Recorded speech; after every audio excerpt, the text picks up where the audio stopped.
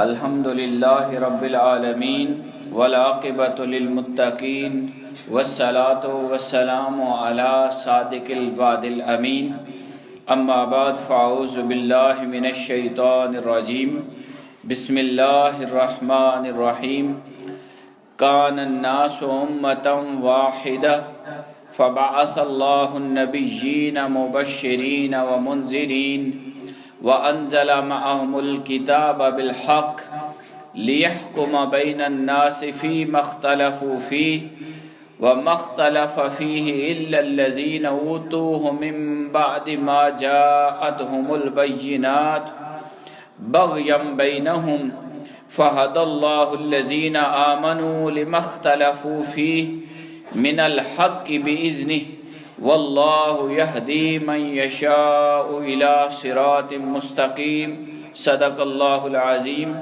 ان اللہ وملائکتہ یصلون علی النبی یا ایہا الذین آمنوا صلوا علیہ وسلموا تسلیما اللہم صلی علی سیدنا ومولانا محمد وعلی آل سیدنا ومولانا محمد وبارک وسلم صلی علیہ۔ آج ہمارا موضوع انشاءاللہ تعالی سورہ بقرہ آیت نمبر 213 ہے۔ یہ آیت انسانی معاشرے اور اس کے درمیان جو اختلافات پیدا ہوئے اس کی تاریخ کو بیان کرتی ہے، پھر انبیاء اور رسولوں کا تشریف لانا اور اللہ کا ان کو کتابیں دینا اور لوگوں کے درمیان ان کتابوں کی روشنی میں اللہ کی تعلیمات کے مطابق لوگوں کے اختلافات کا حل نکالنا اور پھر خوش نصیب لوگوں کا ہدایت پا جانا، یہ اس میں بیان ہوا ہے۔ قرآن مجید ارشاد فرماتا ہے کان الناس امۃ واحدہ، ابتدا میں، آغاز انسانیت میں جب اس زندگی کا آغاز ہوا، حضرت آدم علی نبینا و علیہ السلام تشریف لائے اور سلسلہ انسانیت آگے چلا تو اللہ فرماتا ہے کان الناس امۃ واحدہ، تمام انسان، تمام لوگ سب ایک ہی دین پر جمع تھے۔ آدم علیہ السلام سے لے کر حضرت نوح علیہ السلام تک 10 صدیوں کا فاصلہ ہے۔ حضرت آدم علیہ السلام کے 10 صدیاں 1000 سال کے بعد دوسرے نبی حضرت نوح علیہ السلام تشریف لائے تھے۔ تو اللہ پاک فرماتا ہے کہ ابتدا کے اندر جب آغاز ہوا تو اس وقت تمام لوگ امت واحدہ ایک ہی دین پر تھے، سب لوگ دین حقہ پر تھے، شریعت مطہرہ پر تھے۔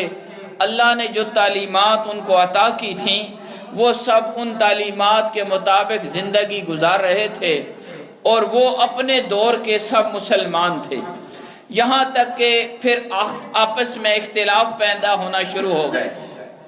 اور یہ فطرت ہے کہ جو آبادی بڑھتی گئی، انسان کی فطرت اور ہر انسان کی اپنی طبع، کسی کی اور تھی کسی کی اور تھی، مزاج میں اختلاف پیدا ہوا تو پھر اس طرح سوچ کا اختلاف پیدا ہوا، پھر اعمال کا اختلاف پیدا ہوا۔ تو اس طرح حضرت نوح علیہ السلام جب نبی بن کر دنیا میں تشریف لائے تو اس وقت روایات میں ہے صرف ان کے 2 والدین دین حق پر تھے۔ حضرت نوح علیہ السلام کے والد اور والدہ وہ مسلمان تھے۔ اس وقت روئے زمین پر کوئی مسلمان باقی نہیں بچا تھا، دین بدل چکا تھا اور لوگ جو ہے وہ کفر کے راستے پر چل نکلے تھے، اختلافات پیدا ہو گئے تھے۔ تو حضرت نوح علیہ السلام کی تشریف آوری اللہ نے ان کو بھیجا، اور یہاں جو مفسرین نے بیان کیا کہ نوح علیہ السلام کے جو والد والدہ ہے وہ دین حق پر، اسلام پر اور اللہ رب العزت کی بھیجی گئی تعلیمات پر چل رہے تھے۔ تو اس پر دلیل یہ ہے کہ حضرت نوح علیہ السلام کا ایک قول ہے جو دعا کی شکل میں انہوں نے اللہ کی بارگاہ میں اپنے لیے اور اپنے والدین کے لیے دعا مانگی تھی، رب اغفر لی ولوالدی، اے اللہ مجھے بھی معاف کر دے اور میرے ماں باپ کو بھی معاف کر دے۔ اور یہ اصول ہے کہ نبی کسی کافر کی بخشش کی دعا نہیں کرتا۔ ہدایت کی دعا کی جا سکتی ہے لیکن بخشش یہ مسلمان کی ہوتی ہے۔ تو یہ دلیل یہ بتاتی ہے کہ حضرت نوح علیہ السلام اور ان کے والدین بس وہ دین حق پر چل رہے تھے اور باقی سب بدل چکا تھا۔ اور قرآن مجید آپ فرماتا ہے فَبَعَثَ اللَّهُ النَّبِيِّينَ، پھر اللہ نے نبیوں کو بھیجنا شروع کر دیا۔ اللہ نے نبیوں کو مبعوث کیا، مبشرین، وہ خوشخبری سنانے والے، بشارت دینے والے، ومنذرین، اور ڈر سنانے والے تھے۔ یہ حاضرین آپ سمجھتے ہیں کہ نبی اور رسول جو یہ دو شانیں لے کر آتے ہیں، وہ خوشخبری بھی سناتے ہیں اور ڈر بھی سناتے ہیں۔ خوشخبری کن لوگوں کے لیے ہوتی ہے؟ اللہ کی طرف سے خوشخبری ان کے لیے ہے جو اللہ کی تعلیمات کو اپنا لیتے ہیں، جو اللہ کا حکم ان تک پہنچتا ہے تو وہ حکم خدا کو دل و جان سے تسلیم کر لیتے ہیں، تو اللہ کی طرف سے نبی ان کے لیے مبشر بنتا ہے، خوشخبری سناتا ہے اور انہیں اس بات کا اعلان کرتا ہے کہ اے اللہ کی بات کو ماننے والو، تم اللہ کی شریعت پر چلنے والے ہو، تم نے اللہ کے احکام کو دل و جان سے تسلیم کر لیا ہے، تمہارے لیے اللہ کی بارگاہ سے خوشخبریاں ہیں، تم دنیا میں بھی کامیاب ہو اور آخرت میں بھی کامیاب ہو۔ لیکن جو لوگ، جو گروہ، جو طبقات اللہ کی تعلیمات کا انکار کرتے ہیں، اللہ کی شریعت کا انکار کر دیتے ہیں اور ان کا عمل رب کی منشا اور رضا اور تعلیمات اور شریعت کے خلاف ہو جاتا ہے، تو نبی ان کے لیے پھر منذر بنتا ہے، ڈر سنانے والا، کہ اے وہ طبقات، وہ لوگوں کہ جنہوں نے اللہ کے حکم کو پیچھے چھوڑ دیا ہے اور رب کے حکم کے خلاف چل نکلے ہو، تمہارے لیے اللہ کی طرف سے پکڑ ہے اور اللہ کی طرف سے عذاب ہے، اور جو راہ حق پر نہیں چلتا اللہ کی طرف سے اس کے لیے عذاب کا اعلان ہوتا ہے۔ تو اللہ پاک فرماتا ہے کہ جب اختلاف پیدا ہونا شروع ہوا، ابتدا میں تو سب ایک دین پر تھے، کان الناس امۃ واحدہ، سب دین حقہ پر چلتے رہے۔ آدم علیہ السلام آئے، انہوں نے تعلیمات خداوندی پھیلائیں اور نسل آدم چلنا شروع ہوئی، اور یہ سلسلہ چلتے چلتے 10 صدیوں اس طرح چلتا رہا۔ اور پھر نوح علیہ السلام کو اللہ رب العزت نے نبی بنایا۔ جب نوح علیہ السلام نبی بن کر لوگوں کے سامنے اللہ کا پیغام لے کر آئے تو ان کے ساتھ 2 ان کے والدین مسلمان تھے، باقی کوئی نہ تھا۔ فرمایا کہ پھر اللہ نے فَبَعَثَ اللَّهُ النَّبِيِّينَ، بس اللہ نے ایسے عالم میں ان کے اختلافات کے ظاہر ہونے کے بعد، جب اختلاف رونما ہوا، لوگوں کے درمیان اختلاف چلا، تو اس وقت اللہ پاک نے ان کی رہنمائی کے لیے، ان کی راہبری کے لیے پھر نبیوں کو بھیجنا شروع کر دیا۔ دیکھیں یہ اللہ کا کتنا بڑا فضل ہے اور یہ کتنا بڑا احسان ہے کہ جب لوگ راہ حق سے بھٹکنا شروع ہوئے، جب انہوں نے اللہ اور اس کے طریقے کو چھوڑا، اللہ نے اپنا پیغمبر بھیج دیا۔ تو فرمایا کہ جب ان میں اختلافات ظاہر ہوئے، طبیعتیں بدل گئیں اور لوگوں کا رخ بدلا، فَبَعَثَ اللَّهُ النَّبِيِّينَ، اللہ نے اپنے پیغمبر بھیجنا شروع کر دیے، مبشرین، وہ نیکوکاروں کو، راہ حق پر چلنے والوں کو، اللہ کی شریعت کے مطابق زندگی گزارنے والوں کو خوشخبری سناتے، وَمُنذِرِينَ، اور جو راہ حق سے ہٹتا، شیطان کے راستے پر چلتا، اللہ کی شریعت کو پیچھے کرتا، ان کو وہ ڈر سناتے تھے۔ وَأَنزَلَ مَعَهُمُ الْكِتَابَ بِالْحَقِّ، اور اللہ نے ان کے ساتھ، یعنی پیغمبروں کے ساتھ، ان کے ساتھ حق پر مبنی کتاب بھی اتاری۔ وَأَنزَلَ مَعَهُمُ الْكِتَابَ، ان تمام نبیوں کے ساتھ کتاب بھی آتی رہی، بالحق، حق کے ساتھ۔ کیوں کتاب دی گئی؟ کیوں نبی بھیجے گئے؟ نبیوں کو بھیجنے کا مقصد، کتابوں کو عطا کرنے کا مقصد کیا تھا؟ کہا، فرمایا لِيَحْكُمَ بَيْنَ النَّاسِ، تاکہ لوگوں کے درمیان فیصلہ کیا جائے فی مختلفوا فی مختلفوا فیہ، جن باتوں میں وہ آپس میں اختلاف کرتے تھے، جن باتوں میں وہ جھگڑتے تھے، جن باتوں میں ان کی لڑائی جھگڑا چلتا تھا، اللہ نے کہا میں نبی بھیج رہا ہوں، میں رسول بھیج رہا ہوں، ان کے ساتھ کتاب دے رہا ہوں، اس میں اصول دے رہا ہوں، اپنی تعلیمات دے رہا ہوں، حق کے راستے کو دکھانے کے لیے سب چیزوں کو واضح کرتا ہوں، اور جن جن باتوں میں وہ اختلاف کرتے رہے اللہ نے ان کے درمیان فیصلہ کرنے کے لیے اپنے نبیوں کو بھیجا، کتابوں کو بھیجا، اور اس طرح نبی ان کے درمیان فیصلہ کرتے رہے کہ کس کا موقف حق پر ہے اور کون باطل پر ہے، کون راہ حق پر چلنے والا ہے، کون شیطان کی پیروی کرنے والا ہے۔ قرآن اس بات کو مزید واضح کرتے ہوئے فرماتا ہے مم الذی ومختلف فیہ، انہوں نے اختلاف نہیں کیا، ہر ایک نے اختلاف نہیں کیا، الا الذین اوتوہ من بعد ما جاءتهم البینات، مگر ان لوگوں نے اختلاف کیا اللہ کی تعلیمات پر اور آپس میں جھگڑے کیے جن کو کتابیں دی گئی تھیں، جن کو کتاب ملی تھی، من بعد ما جاءتهم البینات، اور اس کے بعد کہ ان کو واضح نشانیاں بھی آ چکی تھیں، ان کے پاس نشانیاں بھی تھیں، ان کے پاس ہدایت بھی تھی، ان کے پاس اور کتابیں بھی آئی تھیں ان کے پاس، نبی ان کو اللہ کی باتیں حق کھول کھول کر بیان کرتے رہے، فرمایا پھر بھی وہ اختلاف کرتے رہے۔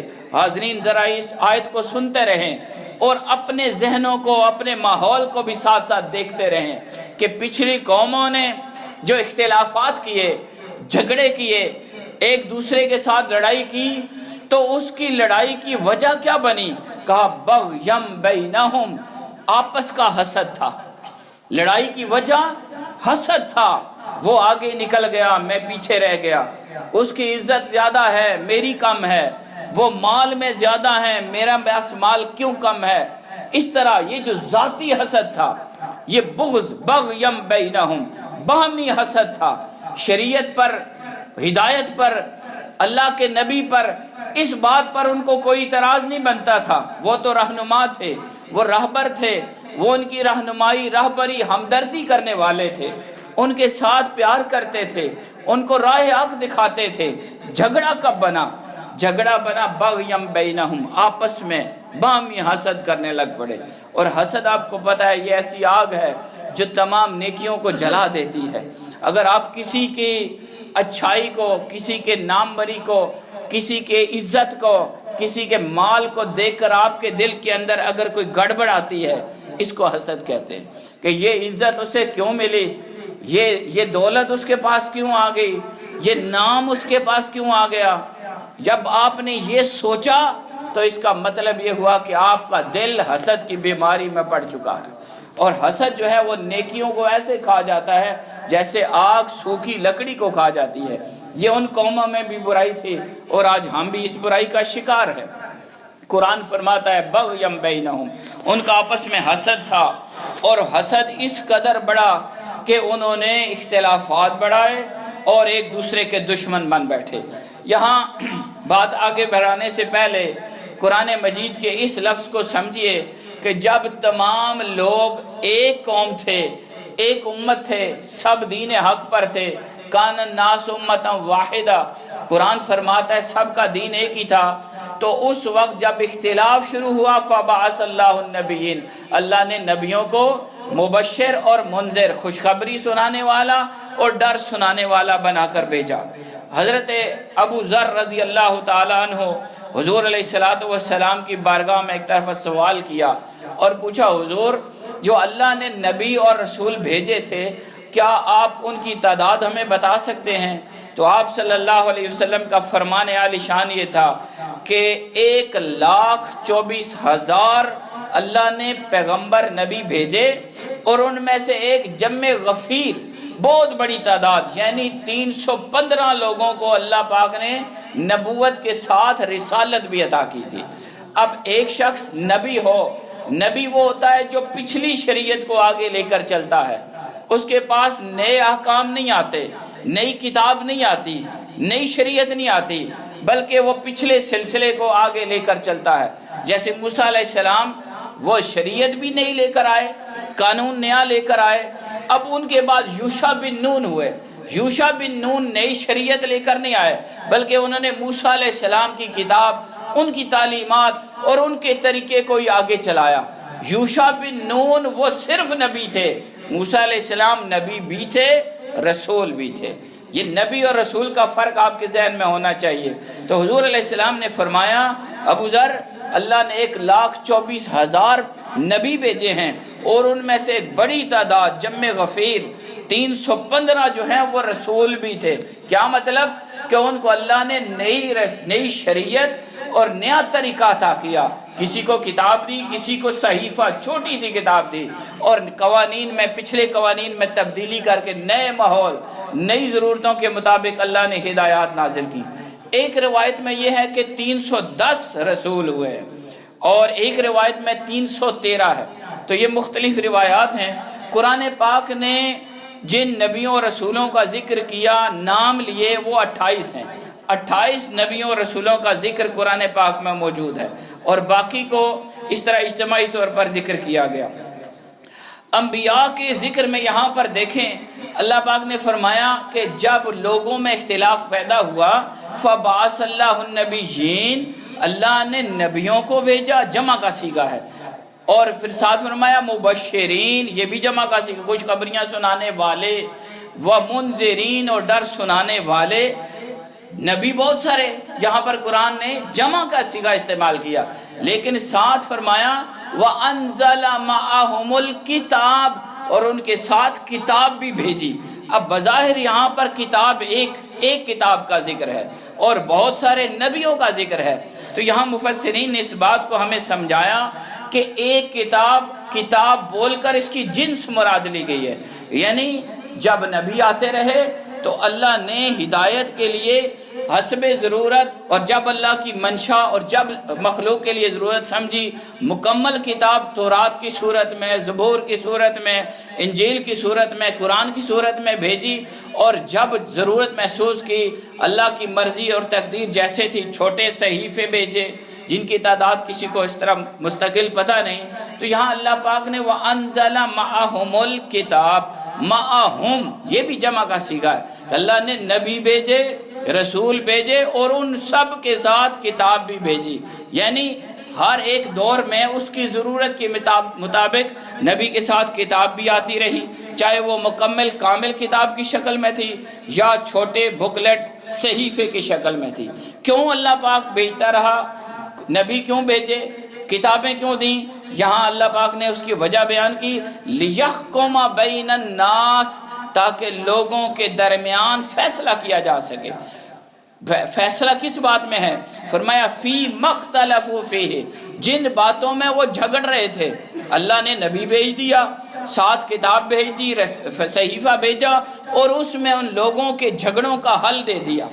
اب یہاں ایک بات سمجھ لیتے ہیں فوراً، کہ جب پچھلے نبی آتے رہے، ان کے ساتھ کتابیں آتی رہیں، وہ اس لیے آئیں کہ لوگوں کے جھگڑوں اور مسائل کو حل کیا جائے۔ آج امت مسلمہ اپنی اس عظیم الشان کتاب جو تمام کتابوں کی جامع کتاب بن کر آئی ہے، جو اللہ کی آخری کتاب بن کر آئی ہے، جس کی حفاظت کی ذمہ داری خدا نے لی ہے، آج ہم عملاً اس کتاب سے پیچھے ہو گئے۔ آج ہم نے اسے پڑھنا چھوڑ دیا، اسے سمجھنا چھوڑ دیا۔ اس میں اللہ نے ہمارے مسائل کا حل لکھا تھا، اللہ نے ہمارے لیے زندگی گزارنے کے طریقے لکھے تھے، مگر ہم بدقسمتی سے کوئی پڑھنا ہی نہیں جانتا۔ اگر کوئی پڑھنا جانتا ہے تو وہ صحیح نہیں پڑھ سکتا، اور اگر کوئی صحیح پڑھ سکتا ہے اسے پتہ ہی نہیں لکھا کیا ہے۔ اور ہم صرف اصول برکت کے لیے ہم نے قرآن کو اپنے گھر میں رکھا ہوا ہے۔ یہ کتاب اس لیے نہیں آئی، قرآن فرماتا ہے کہ ہم نے پچھلے نبیوں کو بھیجا اور انہیں مبشر اور نذیر بنا کر بھیجا، ان کے ساتھ کتاب بھیجی۔ کیوں؟ اس لیے کہ لِيَحْكُمَ بَيْنَ النَّاسِ، تاکہ اس کتاب کی تعلیمات کی روشنی میں لوگوں کے درمیان فیصلہ سنایا جائے، ان کے مسائل کا حل دیا جائے۔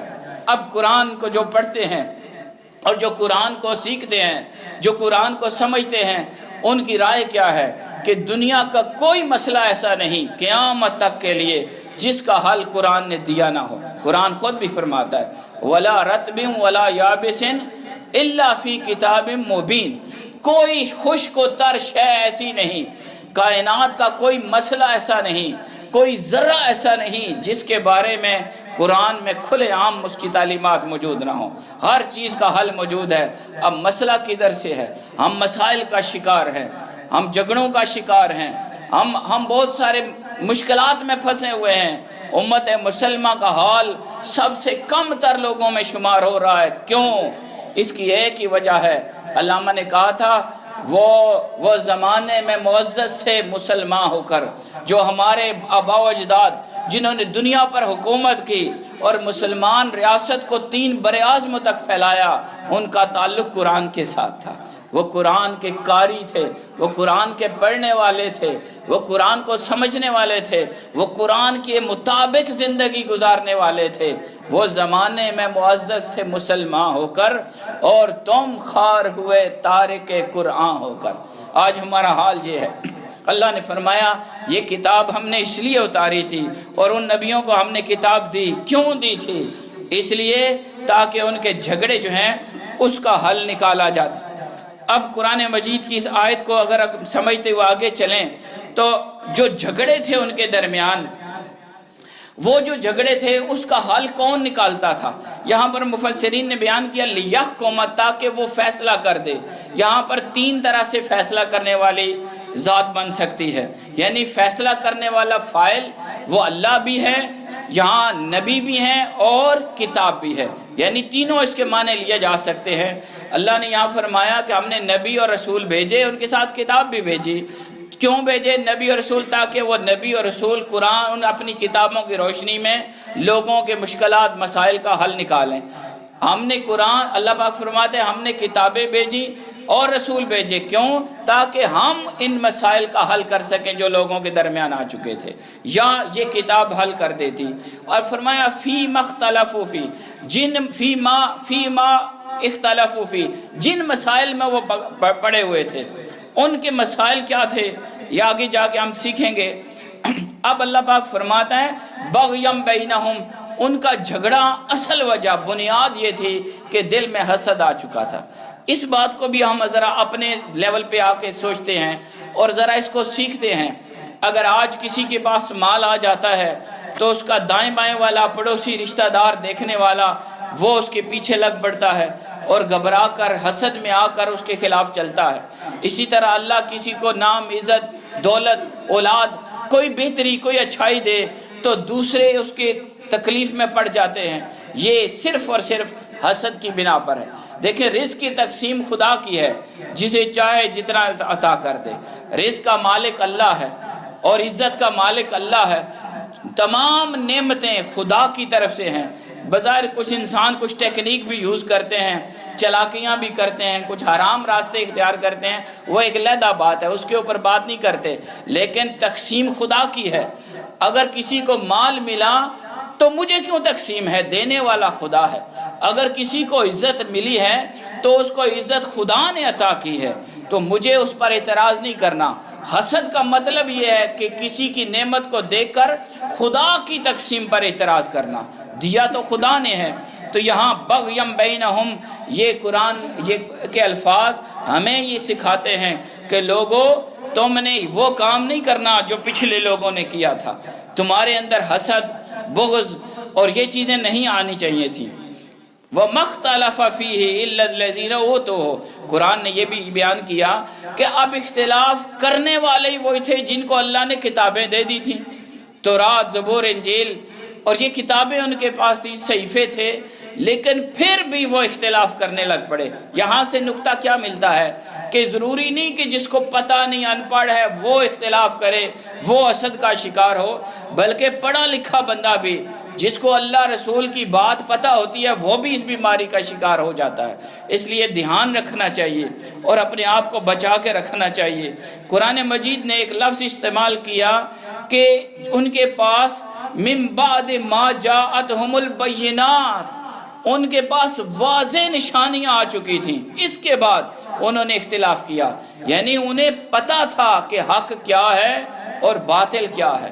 صحیح راستہ کون سا ہے اور غلط راستہ کون سا ہے۔ یہ بینات کی وضاحت میں یہ مفسرین نے جو قول نقل کیے ہیں، جو بیان کیا ہے، تو وہ یہ فرمایا گیا کہ اللہ نے تورات نازل کی، موسیٰ علیہ السلام کو دی، اور اس میں اللہ نے واضح بتا دیا تھا کہ یہ نیکی کے کام ہیں اور یہ غلط کام ہے، یعنی نیکی کا راستہ یہ ہے، برائی کا یہ ہے۔ نیک کاموں کی باتیں بھی اللہ پاک نے واضح آیات میں لکھ کر دے دی تھی، اور غلط باتوں کو بھی اللہ پاک نے آئیڈینٹیفائی کر دیا تھا کہ یہ کام تمہارے لیے جائز نہیں، لیکن پھر بھی انہوں نے ہر وہ کام کیا جو غلط تھا۔ اللہ پاک فرماتا ہے بینات ان کے پاس تھے۔ اور ایک قول یہ یہاں بیان کیا گیا جو میں پہلے بھی کئی دفعہ ذکر کر چکا ہوں کہ اللہ پاک نے تورات کے اندر رسول پاک صلی اللہ علیہ وسلم، ہمارے آقا امام الانبیاء حضرت محمد مصطفیٰ صلی اللہ علیہ وسلم کی صفات کا ذکر کیا تھا، آپ کی نشانیاں بیان کی تھی، آپ کی آمد کا ذکر کیا تھا، اور آپ کی تشریف آوری کی ہر وہ بات جس سے آپ کی پہچان ہو سکتی ہے وہ ساری کھول کے بیان کر دی تھی۔ اب یہاں پر اس آیت کا معنی کیا ہوگا کہ حضور کے تشریف لانے کے بعد جبکہ واضح نشانیاں ان کے پاس موجود تھیں، تورات ان کے پاس تھی، حضور کی ہر نشانی وہ جانتے تھے، پھر بھی انہوں نے حسد کی وجہ سے آقا علیہ السلام کو ماننے سے انکار کر دیا۔ آپ یہ بات سمجھ گئے کہ یہ یہودی ذہنیت کی بات ہے۔ اگر کوئی حضور کی بات سن کر اس کے پیٹ میں تکلیف ہو اور اس کے ذہن میں کوئی خلش آئے، اس کا مطلب یہ ہے کہ اس کے اندر یہودی ذہنیت پائی جا رہی ہے، اس لیے کہ یہودیوں کو سب کچھ پتا تھا کہ یہ رسول برحق ہیں، یہ آخری نبی ہیں، یہ اللہ کے حبیب ہیں، اور ساری نشانیاں ان کی واضح تھیں، بینات، یعنی ہر ایک بات کھول کے اللہ پاک نے بیان کر دی، لیکن پھر بھی انہوں نے اختلاف کیا، اور آج تک یہودی نے مسلمان کو نہیں مانا، اسلام کو نہیں مانا، حضور کو نہیں مانا، قرآن کو نہیں مانا۔